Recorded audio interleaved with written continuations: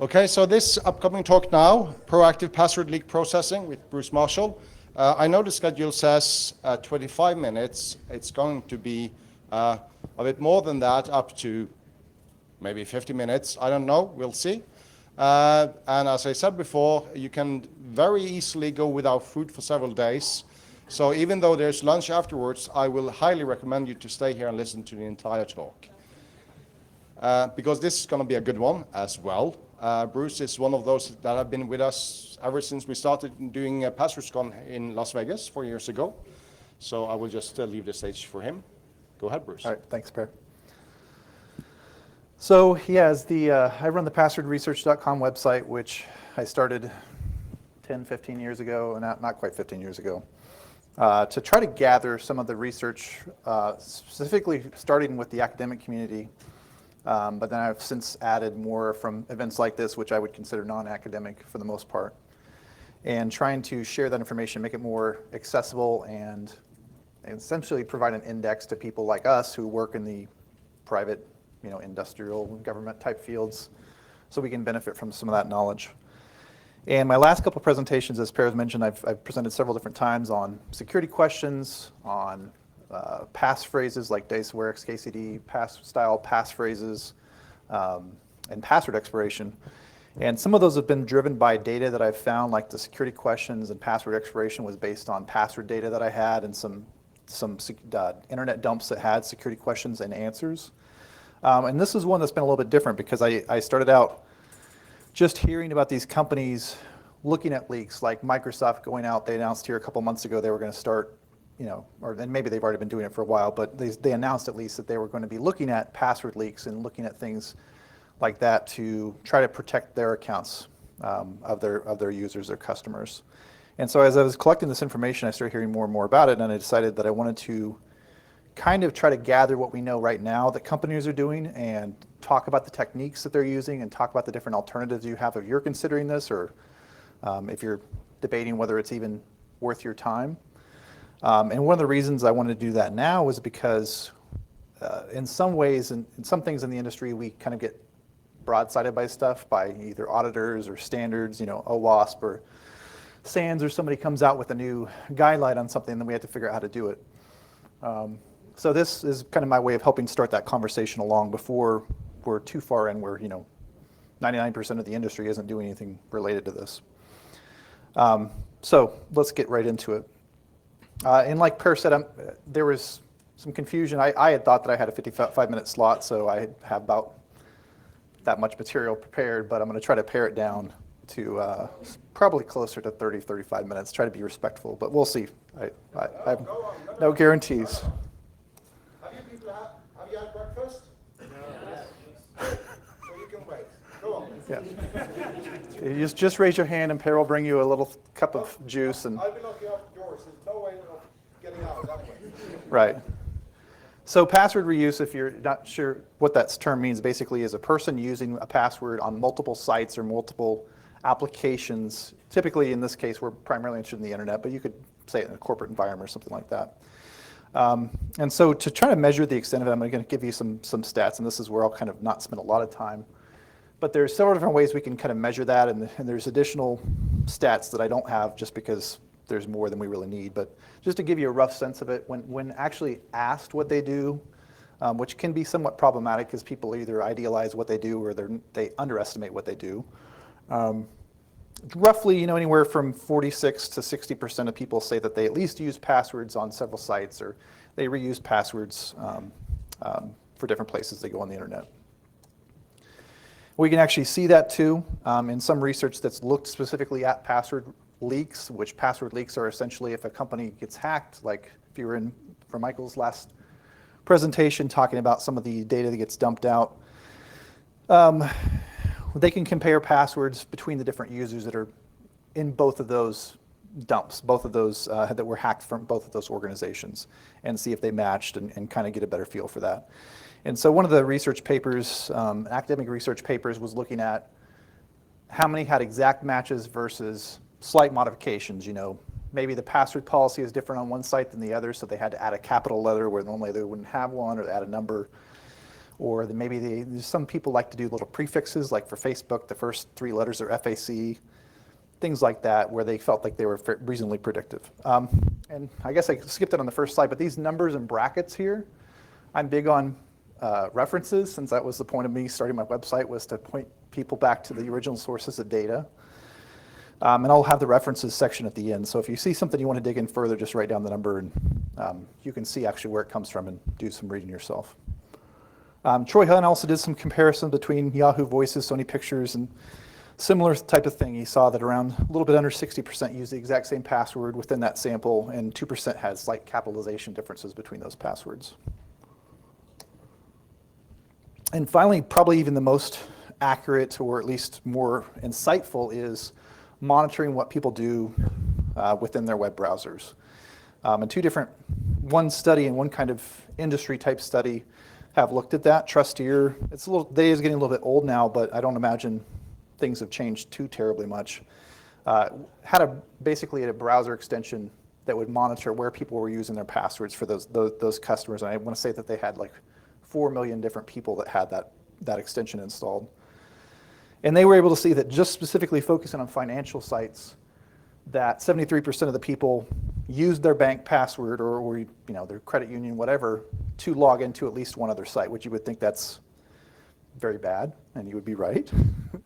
And then also the fact that they may have a different ID, but they on other sites too, but they use the same password. And then in a smaller review of just more recent, but smaller review of university students, they did a similar thing, installed a browser extension, looked at how many different sites they had versus how many passwords, and there's a lot more details in the studies that I'd encourage you to dig into if you're really interested, but 85% had fewer passwords than websites that they went to. So why is this a problem? Because of the ATO, or account takeover threats, kind of what that type of attack has been labeled, where we as site owners start getting attacked because our users have made choices to reuse their passwords. Now, account takeover is not just a result of password reuse. It could be a result of poor password choice. It could be someone's computer having a Trojan installed in it. There's different reasons for it, but password reuse is one of the threats, as one of the causes of account takeover. And credential stuffing has kind of been the name that I think Shape Security kind of introduced that, and then OWASP, it's now on an OWASP wiki page, so it must be our standard, for using different credentials across multiple sites. So if you hear people say credential stuffing, that's what they're talking about. Account checkers then are the actual tools. I mean, anybody can write scripts that do password guessing against websites. I mean, we had a talk yesterday about my BFF, my brute force framework, that was talking about doing that against specific login systems. And there's lots of custom, like if you go out and Google Facebook account checker or Instagram account checker, you'll see different standalone programs, but there are some that are more versatile. Sentry MBA seems to be one of the most professional grade tools that you essentially set up, you can go automatically run it through proxies. You can have it can even interpret some OCR. So if you start getting an account lockout threshold where OCR prompts are being, or OCR, catchment prompts are being provided, it can OCR those and try to, essentially bypass the "Are you a human?" check.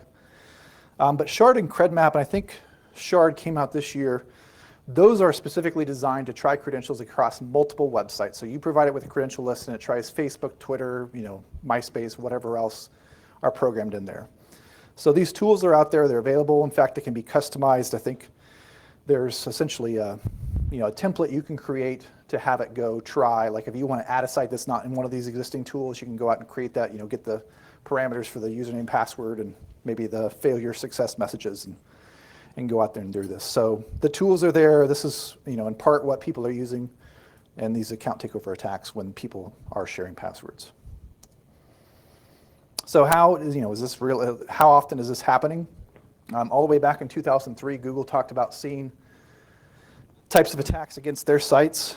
A million different Google accounts every day for weeks at a time that they were trying to combat.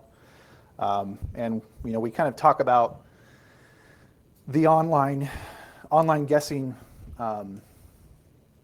limitations where it's not nice, not nice like offline password guessing where you can do billions of attempts a second depending on what password hash. Online, you're typically thinking, well, they're going to have account lockout, or they're going to have IP blocking, or they're going to have something like that. And as we'll talk about in a minute, there's ways of getting around IP blocking, but they even back then saw like 100 accounts per second, which is 6,000 account tries per minute, which is a pretty substantial rate if they're having success. Today, most recently, Microsoft said every day they see 10 million, and they've since updated it to like 12 million or more credential attacks every day for the systems that they manage, their Microsoft account systems. So it's definitely a growing problem. Yes? Did you make an outrageous speaker request? Can you make one?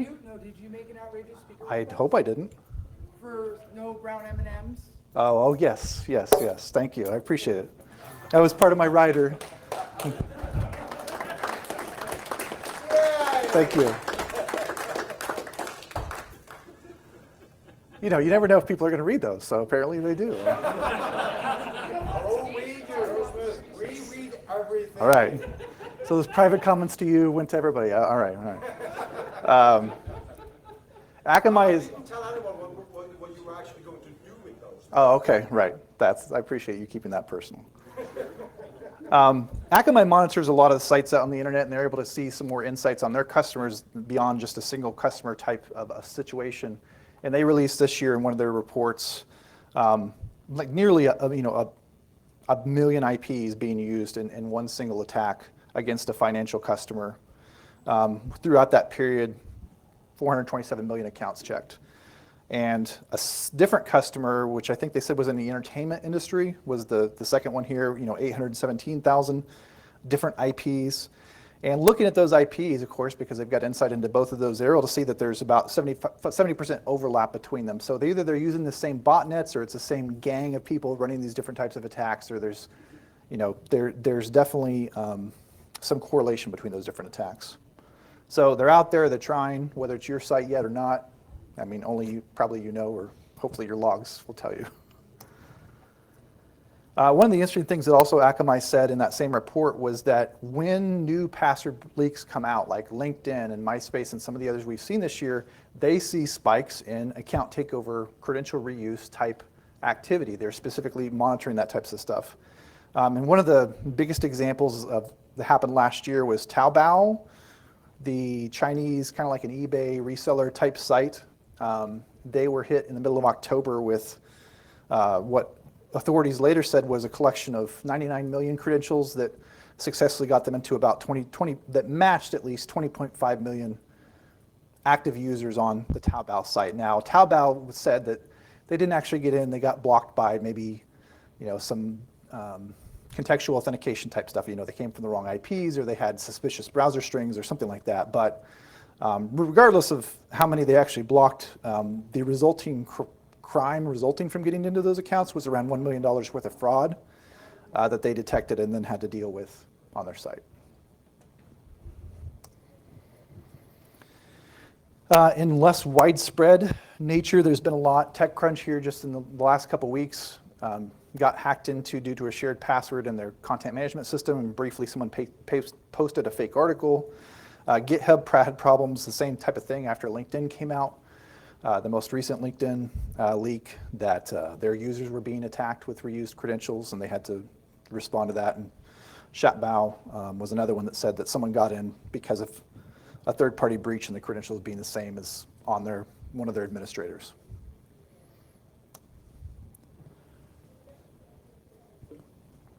So it's hard to quantify how many people have suffered account takeover due to password reuse, because we often don't know why their account was taken over unless they say specifically, oh, I had the same password between eBay and my Facebook account.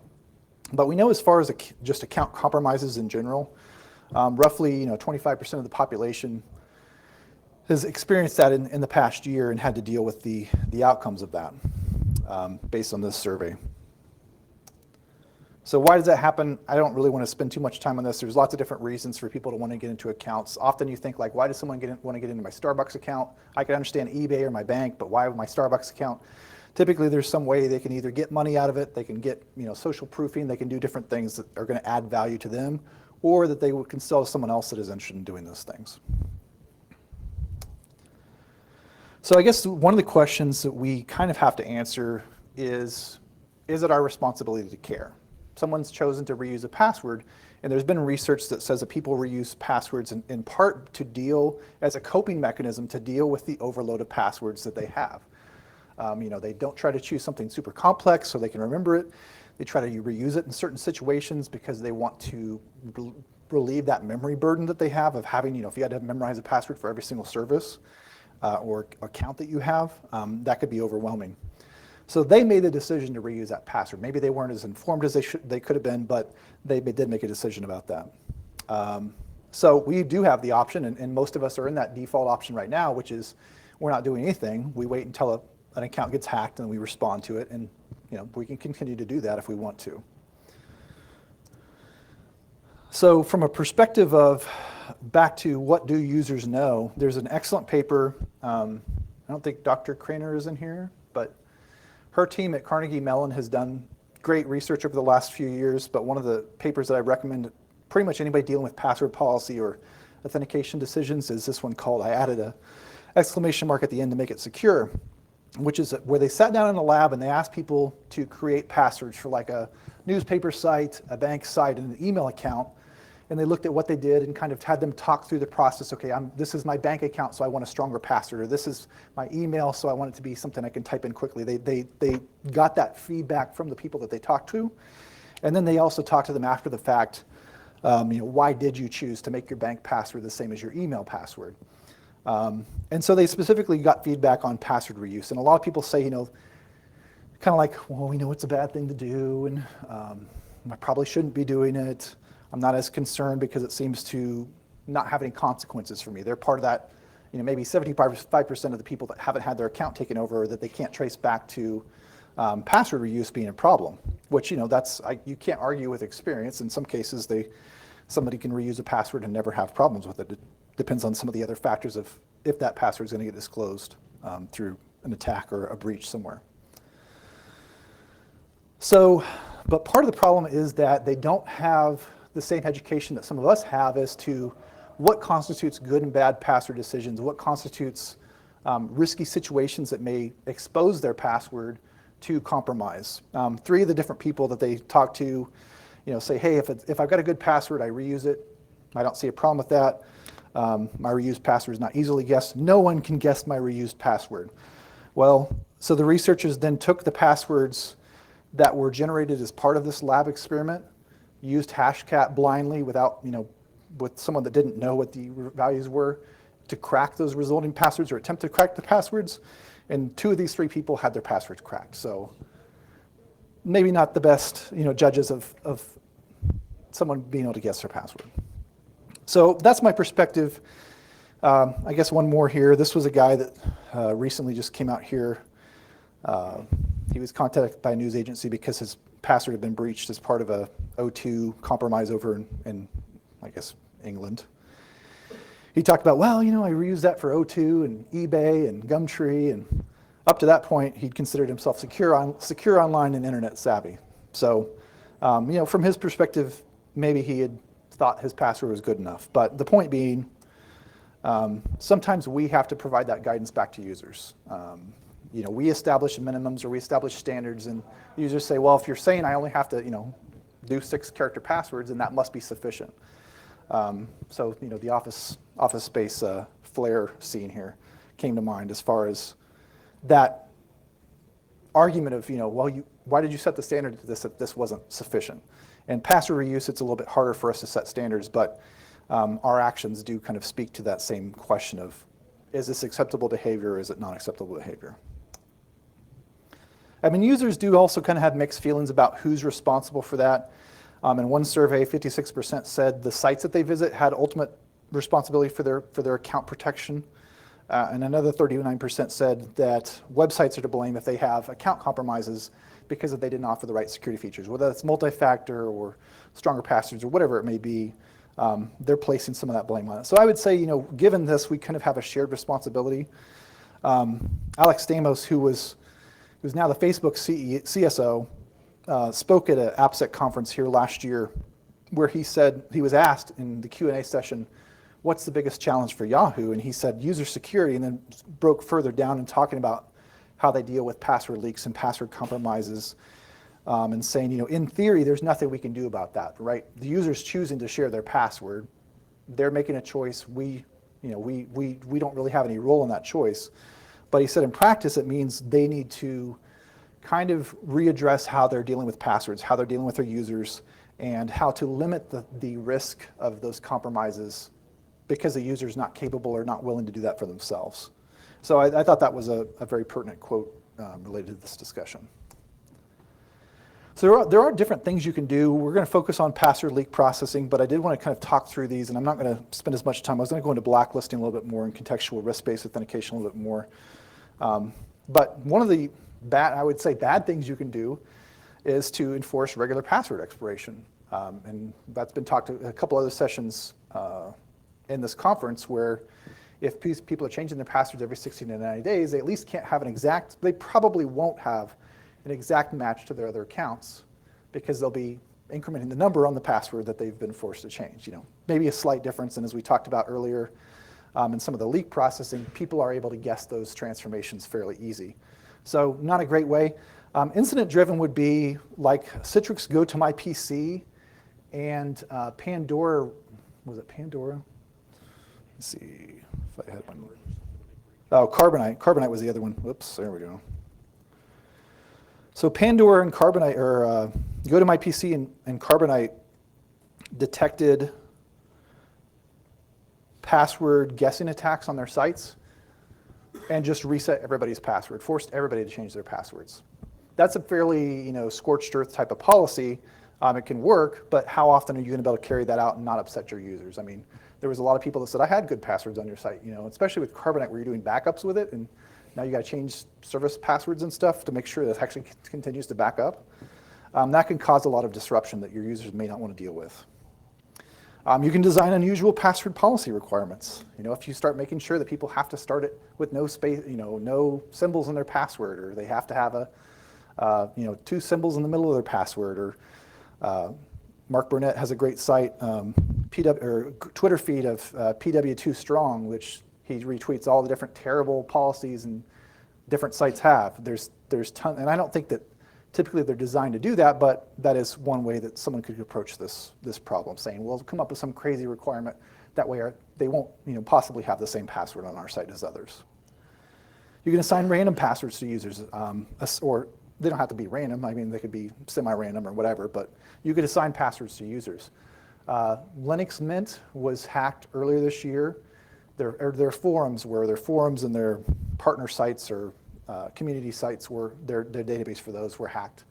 And as a result of that, one of the choices they made was to just randomly assign all their users passwords for the new passwords. That lasted about a week. After that, they realized that people weren't really happy with that choice. They wanted to be able to choose their own passwords. For some of us, it's not as big of a deal. We just plug it into our password manager and go on our way. But for others, either they're trying to have to memorize that or writing it down, or they're just not pleased with having to deal with that possibility. Very high secure sites, you might get away with that. Maybe you can justify that and your users aren't going to react too strongly. Eliminate passwords altogether. And this is what kind of Yahoo, with their Yahoo account key and some other sites like Medium have adopted, where they just basically say, if you want to log into the site, plug in your username, we'll send you an email. You click the link in the email that has basically a session key that logs you into the site. You don't need a password anymore. Everything will be done through your email you need a password for, but that's not our responsibility, their responsibility anymore. That's, for some sites, I think, again, lower security, that may be an option you're willing to go with, just because the passwords then aren't, you have to worry, they have to worry about their email password, but from your perspective, there's nothing else you really have to worry too much about. Two-factor, multi-factor authentication, two-step verification. I mean, we've been encouraging that for years, so regardless of password use, because of all the other password and account takeover threats, it's a good idea. Probably goes without saying, but it is nice if your password isn't the only line of defense. So if someone guesses your password, they still can't get into your account. That's ideal. Blacklist from leaked passwords, and this is, I'll talk briefly about this, but and Jim mentioned yesterday in his talk about the new NIST standard that there's some pushes towards, instead of just reacting to people's bad choices after the fact, when you see it in a leak, you tell them, yes, that was a bad password. I mean, not all leak passwords are bad, but presumably some of the passwords are, and then you would be telling them not to use them. You could just create that list from scratch or create it from leaked passwords. There's services out there. Password RBL is one I talked to. He's got millions of passwords essentially that he's compiled from leaks, from attack tools that have password username, combo lists, from different places like that that you can subscribe to. You can generate your own blacklist, but you can essentially try to prevent those from the start for all users rather than just saying this one user can't use this one leaked password that we found that they were using somewhere else. Contextual risk-based authentication, there's lots of different names for it, but it's essentially looking at other factors that you're monitoring more passively that are associated with the user's login experience. So you're looking at IP and geolocating that IP to their normal location. So if I log in from the United States and suddenly I'm coming from Europe, they may flag that for they can essentially flag that as a higher risk type of authentication transaction. LinkedIn is doing this and did a great talk at Enigma conference this year. David Freeman there, I think it was called Server-Side Second Factors. And he talked about essentially the formula that they use to determine risk, browser agent, time of day, all the different IP factors. And they also talked about their success at combating things like account takeover fraud, the fact that just by looking at country, they could eliminate 90-some% of automated, those like the Akamai data, the automated large-scale attacks because they were coming from other countries. And some of the other things like that. So that's certainly something that I think, regardless of whether you're doing this just to combat password reuse, this is a good thing that you should be looking at if you're not already having it implemented. All right, so finally, the approach we're going to talk in more detail about is looking for password leaks on the internet from other sites, possibly from people claiming it to be your site, and then compare that to your own users. So here's my obligatory kitten picture, so your goals are doing this is to reduce account takeover. You probably want to eliminate, but to reduce account takeover based on risks that you know to be there. If this password leak is out there and other people have access to it, those accounts by logic have a higher chance of being attacked. So you're trying to get ahead of those attacks for presumably the riskier accounts, at least from this perspective. I haven't seen or heard feedback from the companies that are doing this. I would assume that there's some money savings from having to, for dealing more proactively with eliminating account takeover threats before the account takeover has happened, when you're not engaging customer service and admins or whoever else has to deal with compromised accounts and possibly the loss of business that goes along with customers being frustrated that you didn't protect them even though maybe it was their bad choice that led to the account takeover. And it also, as we talked about, demonstrates some security commitment to your users, to your investors, your auditors, your management team, whoever's kind of in that field of needing some reassurance. So if you've never seen leaks before, if you're not quite sure, I'll give it a brief explanation. Typically, it's going to be just data that's posted on the internet. My experience, and I'll talk a little bit about this, the data that I collected a couple years ago was most of at least the small time compromises come from things like SQL injection, where sites predominantly running PHP would either not program properly to resist SQL injection, so the attacker can then dump their entire user database, get the passwords, usernames and things like that. Sometimes in bigger cases, it comes from just outright server compromises where they compromise an application server and then have connections back into the database server that they can pull the data out of. But there's also cases where Trojans and malware are collecting it. I think TrustWave did an analysis about the Pony botnet, and they had several 100,000 passwords that had been collected by the Pony botnet over, I think, a 6-month period or something like that. Phishing, of course, tends to be somewhat lower scale, man-in-the-middle attacks. And then there's compilations where people may just collect data over time and then will it down and say, okay, I've grabbed Gmail addresses from 7 different sources, and now I'm going to put them all in one file and call it a Gmail dump, password dump, even though it didn't technically come from a hack of Gmail. Some will be duplicates. People kind of use this as a bragging right in some cases. They put their name on the top and say, hey, we hacked the FBI or we hacked Gmail. And some leaks, of course, as you probably have heard, don't just contain password data. The Ashley Madison compromise contained all sorts of personal data. The healthcare breach that happened, that was, or I guess, was a leak that was kind of given publicity this week, has all sorts of healthcare information. So they're not just limited to, username, password, email. There may be lots of other data within them. So you kind of, if you're deciding to do this, you kind of have to make some decisions, and you can be somewhat flexible on this. It's not a binary, yes, we're doing everything, or no, we're not doing anything type decision. Probably the most important one is for you to decide if you're going to be looking for data that comes from your own site, looking for signs of compromise, or looking for signs that someone is sharing data that supposedly comes from your users or your employees. After that, probably you're going to be looking at easy leaks to process. So the larger leaks that have plain text passwords that you don't have to worry about cracking anything, you don't have to worry about going through much effort to parse the data or try to go out there and find the data is another, I guess, easy hurdle to overcome. Like I said, the larger leaks.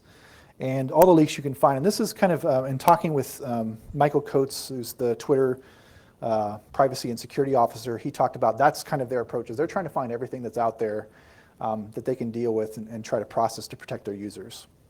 But, as you might guess, that also requires greater commitment to time and resources to try to address that. So if you haven't seen password leaks before, they come in all sorts of shapes and sizes. These are some from like pastebin type sites where they're just text file type formats, usernames, passwords, emails. Some are going to have them in different order. Some will be tab delimited. Some will be space delimited. Some will be comma delimited. Some will have hashed passwords. Some will have plain text passwords. Some will have passwords in a different table than they had usernames, so you'll have to try to correlate them. And just my point being that there's not a one-size-fits-all type approach to sucking in that data and having to process it. And in this case also, you can see these are passwords over here in parentheses that they've already cracked before they publish the dump out there. This one's more like a SQL type statement with all the different fields within there. So I looked at this back, it's been 3-4 years now, to try to get an idea of the scope of password leaks. And I wrote a blog post about it, which you can see here in the reference. But essentially over a 2-month period, I looked at how many dumps I could find that were specifically had, I think my criteria was more than 10 usernames and passwords in them, because some might just have like 2 or 3, and some might be like one single person had a Trojan on the system and they dumped all his information, kind of like a doxing type of attack. But these were the different results. So December, 154 different password dumps, 125 that had specifically organizations or a site specifically named as the source of that dump. Whether that was accurate or not, I didn't verify it. Plain text passwords, there were 66 dumps and 40 dumps, resulting in 221,000 and 61,000 respectively passwords, and then similar with hash passwords. So you can kind of see there's some variation. There's also variation in size. The dumps with less than 1,000 passwords, there was a pretty good number of those. And a lot of these are just smaller, less secure sites where they throw up a university in India throws up a CMS for their students to log in and get courseware, or a small retailer or something like that throws up a site. And I didn't count up the emails. There were emails included in the December dumps, but the January dumps I actually did say which percent of the dumps had emails in them to give you an idea. The rest either had just usernames, or some of them may have just been passwords by themselves. To give you an idea of, are you going to be able to have access to those emails to know if they're your users or not? So roughly, that's this was a decent amount of work for me to parse through this, because there was dozens and dozens more dumps that I saw that didn't have password information in them. They were just config files or other data that was not passwords that I didn't want to have to deal with. And this was even, like I said, automating just I had to manually review them, but I could at least automate the scanning for them. When you were looking for emails in there, I mean, emails are being used as usernames. Did you at any point see any leaks, or did you ever think about also looking for usernames that are something else than just an email address? Like, Twitter as an example, you can log in using your phone number if you have given them that You can log in on Twitter using your handle, or you can log in using your email address. No, I didn't do any counting of usernames specifically. You can see like in some of these dumps, like this first one here on the left side, it's got a screen, I guess a screen name maybe. That's their username, and it also has their email. I couldn't tell you what that site allowed or used as a login. We know that a lot of sites on the internet, of course, use emails, but yeah, there may be cases where they could do either or. And we'll talk more about whether you want to parse usernames yourselves or against your own users or not, but that can be problematic. So that's kind of like the kitchen sink. You're looking for as much as you can. You're sucking that in, and I'll talk about some tools here in a minute that may make that easier for you. But you could also just look at the larger scale, and this is kind of a sampling of what's come out and what I would say has been generally available in the last few months of this year. Some of these didn't come from this year, like LinkedIn we know came from I think 2013, 2012, okay. And then MySpace is around that same time, and the Twitter one wasn't really Twitter, it was some other site, and they had 400 million entries, but only 32 million of them were unique entries. And so there's, but you may still find that data is still pertinent, and we'll talk about LinkedIn here in a little bit, but that data may still be relevant even if it's older. But as far as general availability, these are kind of what you're looking at as far as large numbers, clearly much larger than the, a few 10,000 password dumps that we see with just crawling Pastebin. And most of these you can't find on sites like Pastebin. You have to look for either people tweeting about them, or there's torrents, or maybe some other file sharing sources in the underground. The nice thing is, I guess, once more people get them, they tend to share them more. Like LinkedIn at first was kind of more harder to get a copy of, and now it's fairly easy if you know where to look for it. Let's see. All right. So some tools. Netflix is one of the organizations that does process for password leaks.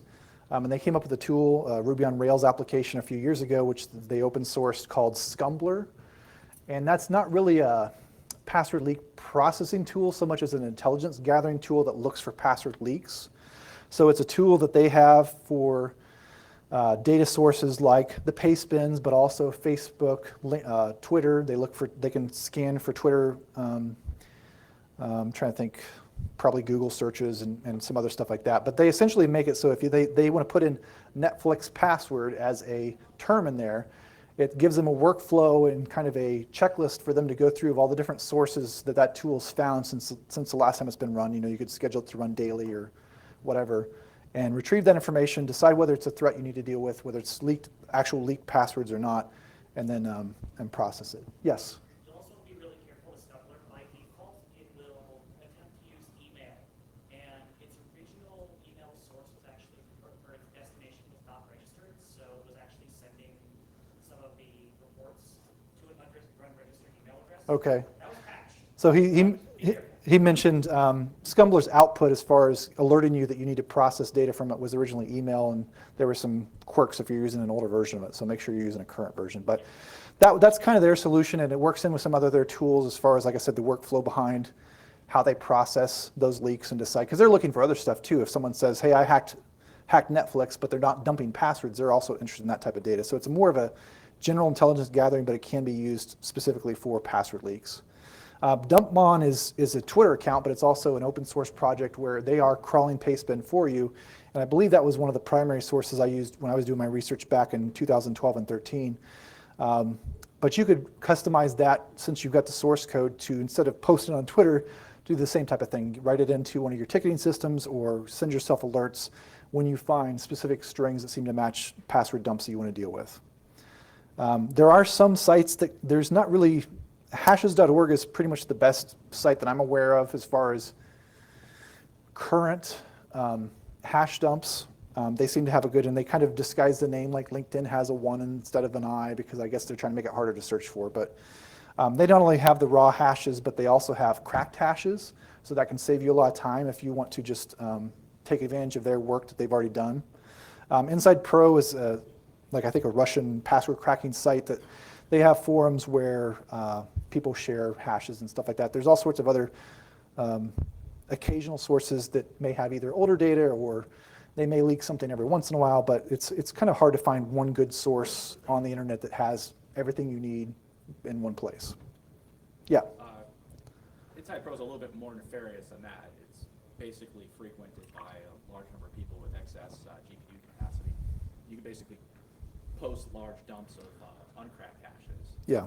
and get them cracked. I've been watching specific actors responsible for some of the large cloud service provider breaches. And when they pick a new target, they'll pick like the hashes from maybe 50 or 60 employees at a particular cloud provider and pump them into Inside Pro with like anywhere from a $5 to a $100 bounty per hash. Mm-hmm. And they'll usually get around 20 to 25% of the accounts reversed within about 3 or 4 hours. Yeah. So that's how Yep. effective it can be. Yep. So he mentioned basically that Inside Pro does kind of like a crack for pay in their forms where you can say, hey, I want these cracked, and you can offer a bounty for it. And so it's not always just like good-natured password sharing. Sometimes it's more of the criminal element involved in that too.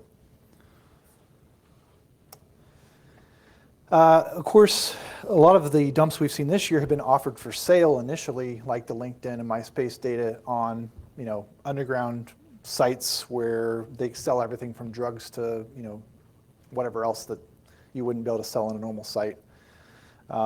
Those can be a little bit harder to track down just because you need to get access to them. Sometimes they're a little bit more careful about that. Sometimes they're not.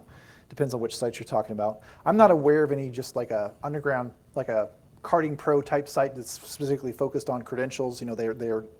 Their only interest is credentials, so it tends to be mixed in with the other, either data sales or things like that people may have, credit card sales, other types of data dumps that are out there. Law enforcement may also, I've heard cases, I think, with Time Warner Cable, where the FBI said, hey, we found this data we think may be associated with you, and you might want to take a look at it. I wouldn't count on them doing that for you. If they do, great, but it's probably more of a, try to know who your local cybersecurity person is in the Secret Service and FBI or your national law enforcement agency of choice. But that's it's nice if you get it, but I wouldn't count on it. There are a couple companies that are specifically focused on providing you with either password leaks or allowing you to check your users against the password leak data that they have collected. Hold Security is run by Alex Holden, which you've probably heard him in the news in the last few years, but they've got several, they have a pretty, I guess, mature program for going out there, getting large data leaks from their underground connections. They do crack some of the passwords themselves. They put in, it said like about a week's worth of effort. They do find a lot of plain text passwords, and their idea is that they sell you essentially an API service to query users and find out if your users, whether they're employees or customers, have passwords in their database, and if you need to crack them, you can crack them, do further cracking on your own. Leak Source is a little bit newer. They've also kind of focused more on the end user, as far as you can go out there, plug in your email, and they'll show you which sites you've been, your credentials have been leaked through, but they are also offering a business option.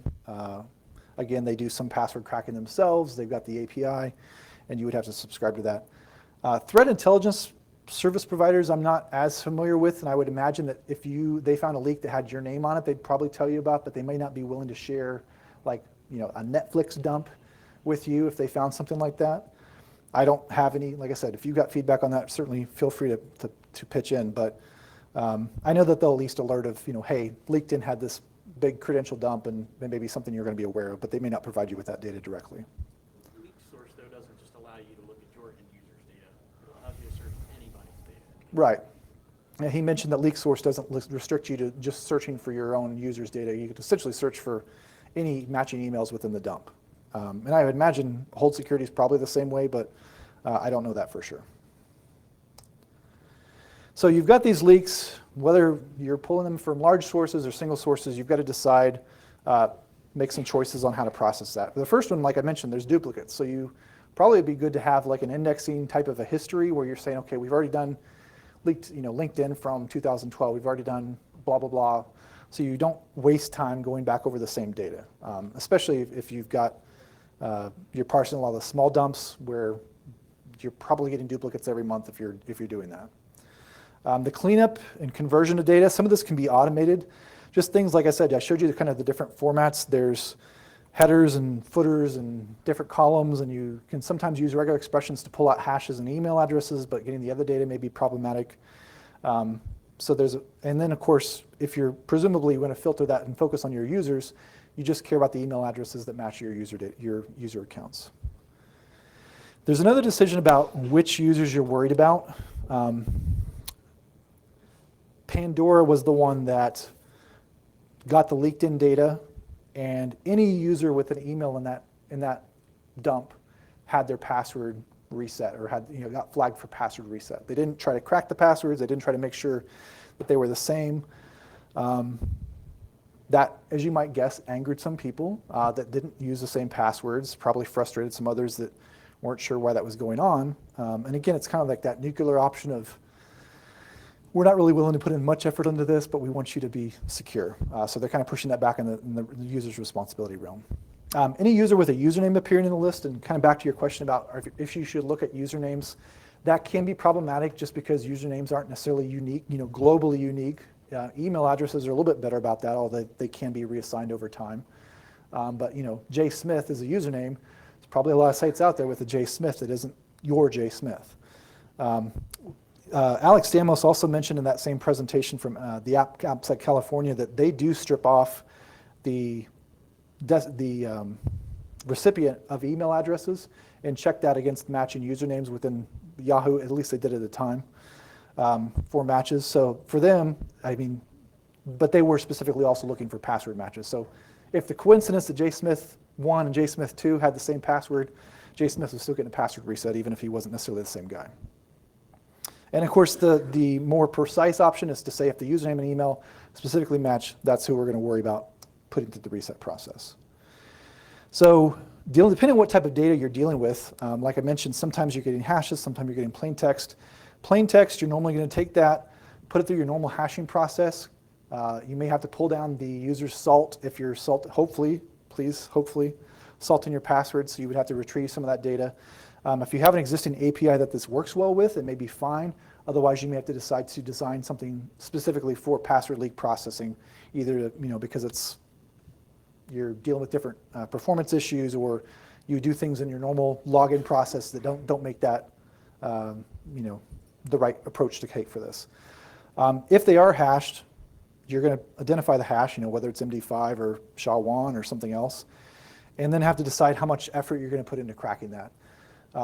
My recommendation would be to say we want to prevent people from getting their passwords cracked if they are having, similar to what an attack, the amount of effort an average attacker is going to be. So maybe that's a week, maybe that's 2-3 days.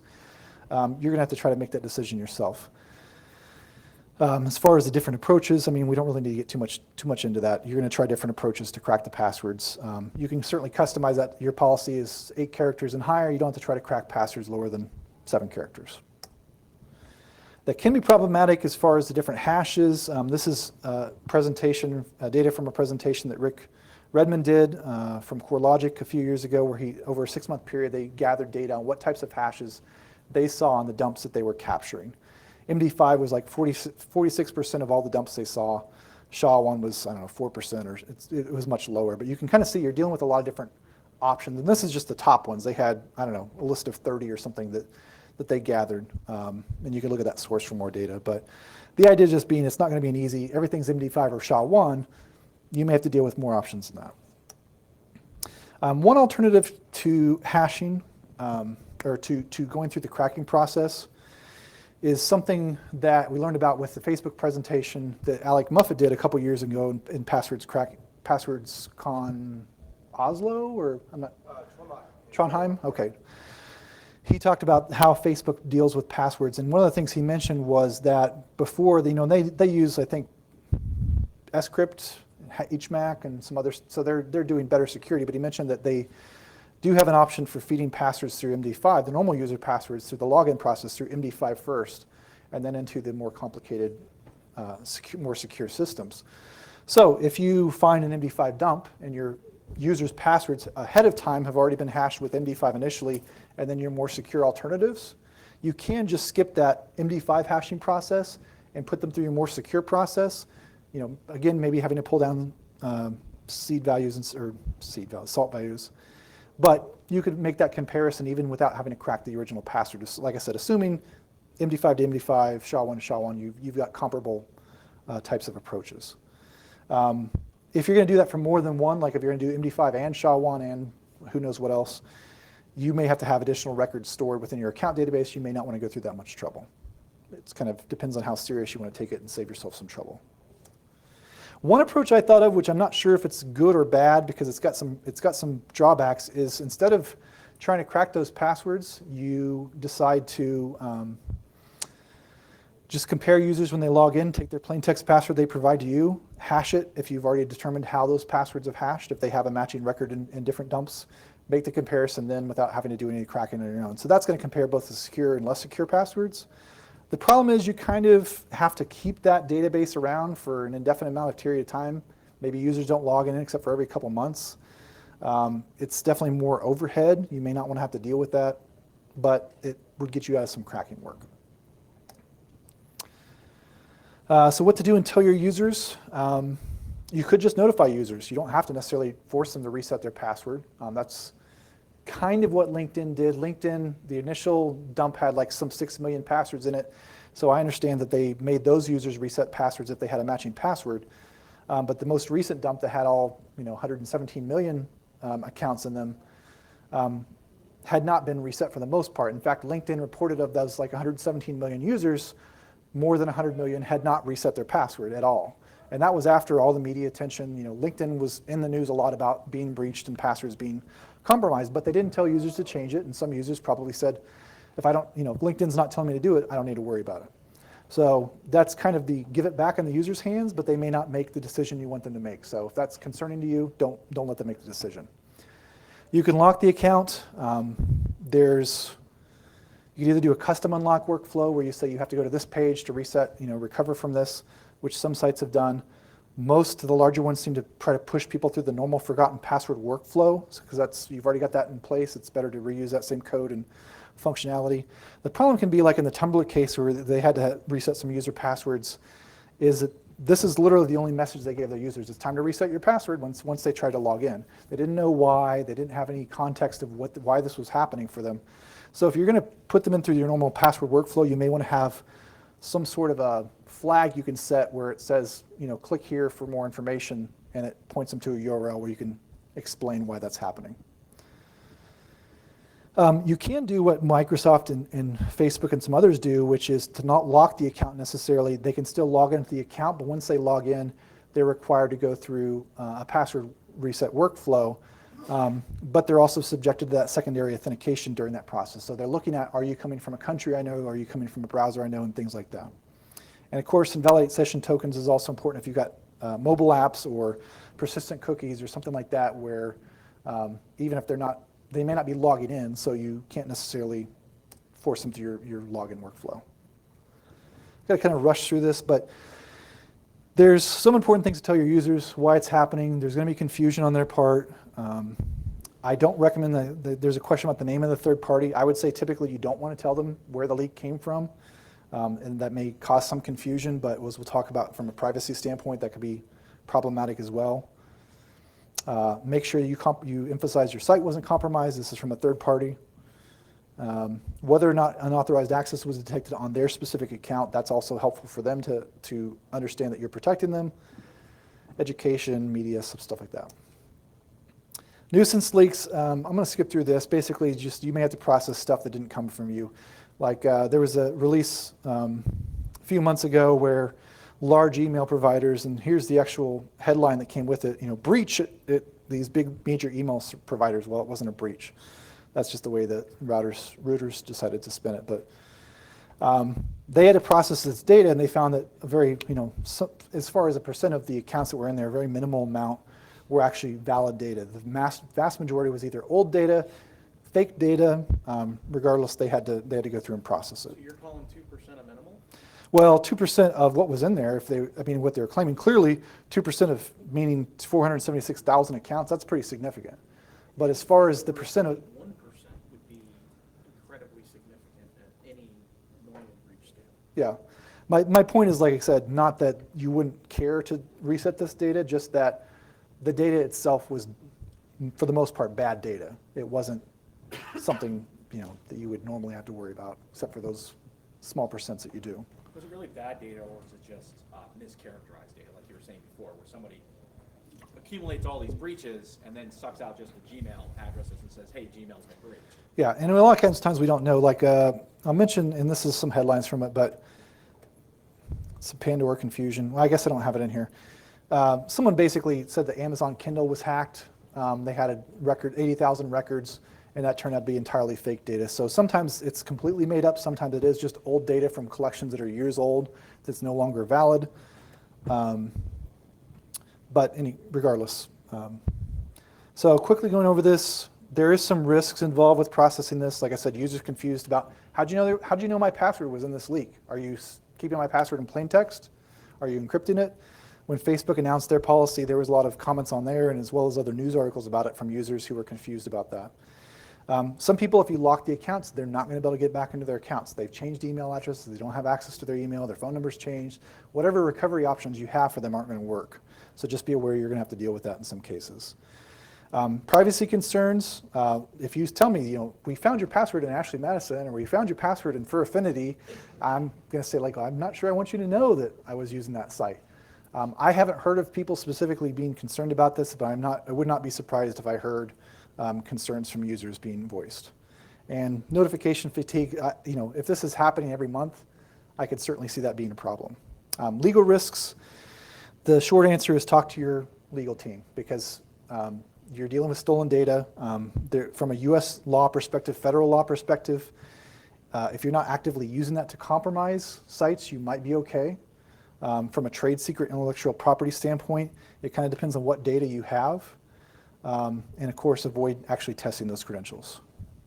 So successes, WordPress went out there, looked at Gmail data that was compromised, found 100,000 users that use the same credentials, and they were able to reset those people's passwords before they got compromised. Yahoo, Alex Stamos again mentioned that they, in some of the bigger password dumps they deal with, 10 to 20% of the entries match their users, and they're able to get those passwords reset before it causes much trouble.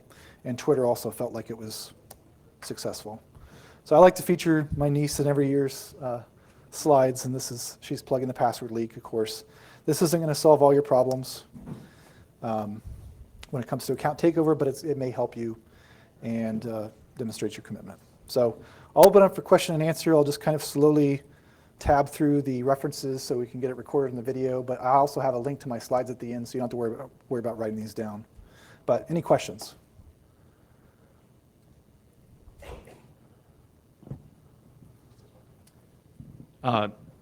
This is really just more of a comment, maybe to help. I recently did a analysis of the LinkedIn data against a large e-commerce site, and just against the subset of commercial customers, there were about a 16% overlap between the LinkedIn data and their active customers. And of those approximately 300,000 users, only 10% of them had changed the password since the LinkedIn breach. So that kind of gives you some sense of what the potential exposure is from these breaches, and giving you the incentive to go, to go down this road. Yeah.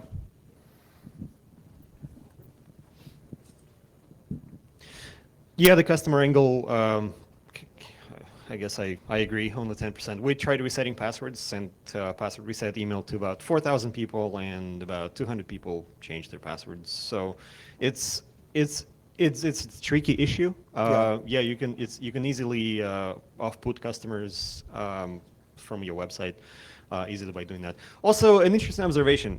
So all the leaks that recently have been for sale for $1 and all that stuff, it seems like the information that's being sold now is probably the same one that maybe Alex Holden has had for a number of years, only now gotten into somebody else's hands. Yeah, So yeah. A lot of them seem like it's people that they've maybe weren't even directly involved with the hacking it when it originally happened, but they were one of the inner circle of people that happen to have that private data, and they've decided now, well, I might as well sell it and try to get some money out of it, or share it, or whatever the case may be.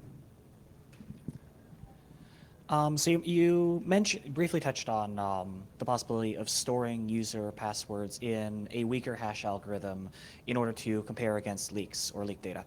Do you have any advice for making your system robust such that if you decide to follow that strategy, you don't make your own system more risky or more risk prone to a dump? Sure, and let me be clear on that.